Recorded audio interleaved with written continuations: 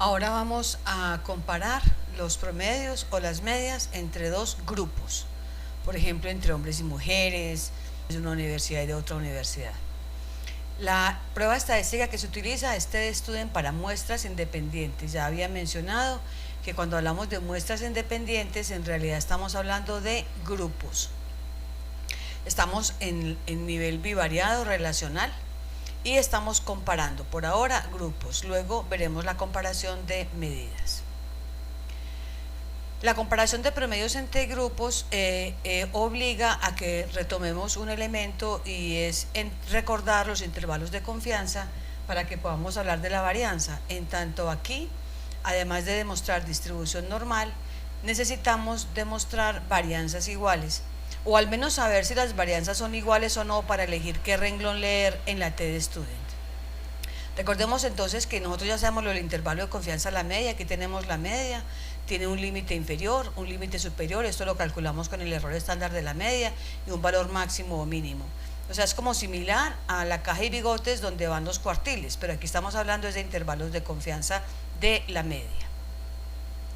Entonces, si las varianzas son iguales, la proyección de la media en la caja de la otra, del otro grupo, cabe dentro de ella y viceversa. Eso quiere decir que son iguales, estas dos son iguales, pero miremos que acá, como al proyectarla no cae, son diferentes. Entonces, por eso es indispensable saber si las varianzas son o no son iguales para elegir cuál renglón leer. Veamos acá. Aquí tenemos dos grupos que son iguales. Miren que se proyecta y cae dentro, pero miren que esta altura, perdón, de la cajita, pues es la misma. ¿Qué pasaría si fuera más pequeña una? Perfectamente podría pasar que al proyectar no quepa, no caiga dentro de ella. Entonces, si son iguales, si puede caer, si no, puede no caer y ser diferentes.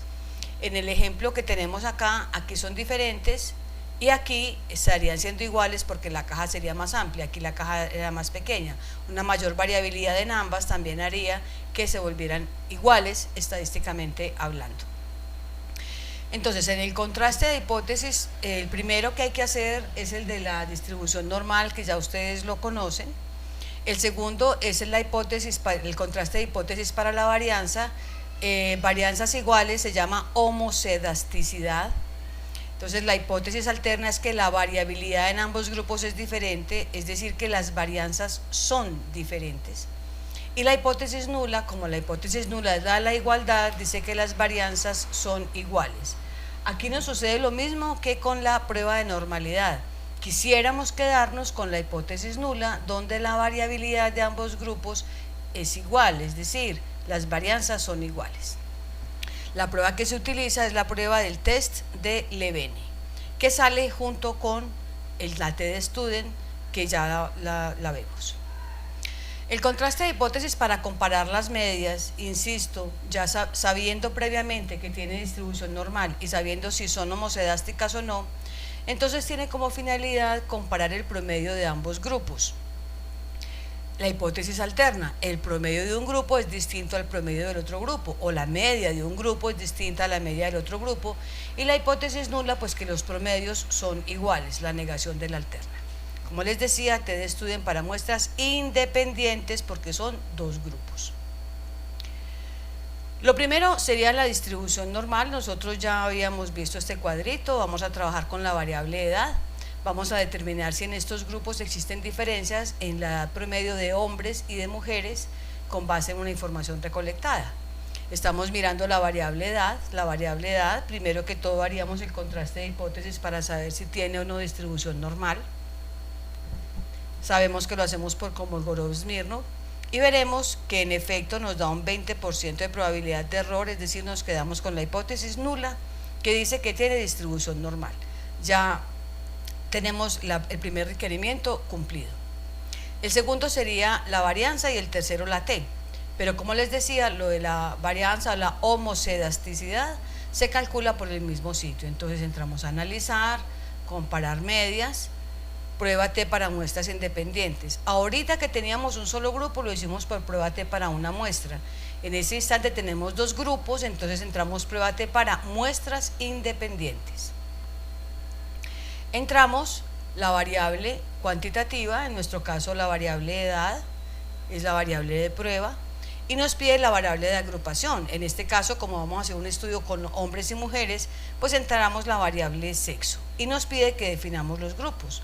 En este caso yo los tengo definido 1 y 2, 1 hombre, 2 mujeres, entonces 1 y 2. Yo podría tener 8 grupos y decir que voy a comparar el 4 con el 7. O sea, ahí elijo yo cuáles dos grupos comparar. Pero por ahora solamente puedo comparar 2 grupos, pero puedo decir cuáles teniendo muchos. Y simplemente acepto.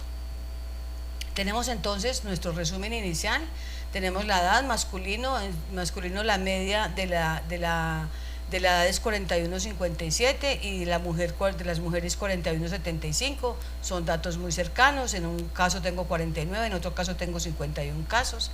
Tengo la desviación estándar y el error estándar. Bueno, y me da el valor de T, la prueba de muestras independientes.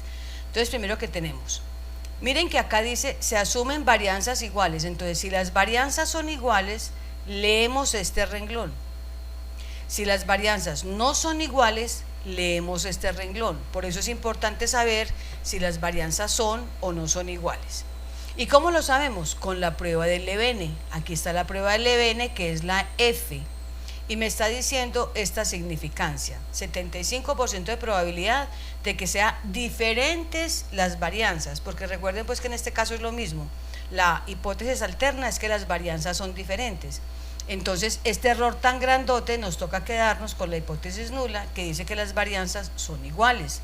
Si son iguales, leemos este renglón. Entonces, tenemos un valor de T de menos 0,094 y una significancia de 0,926.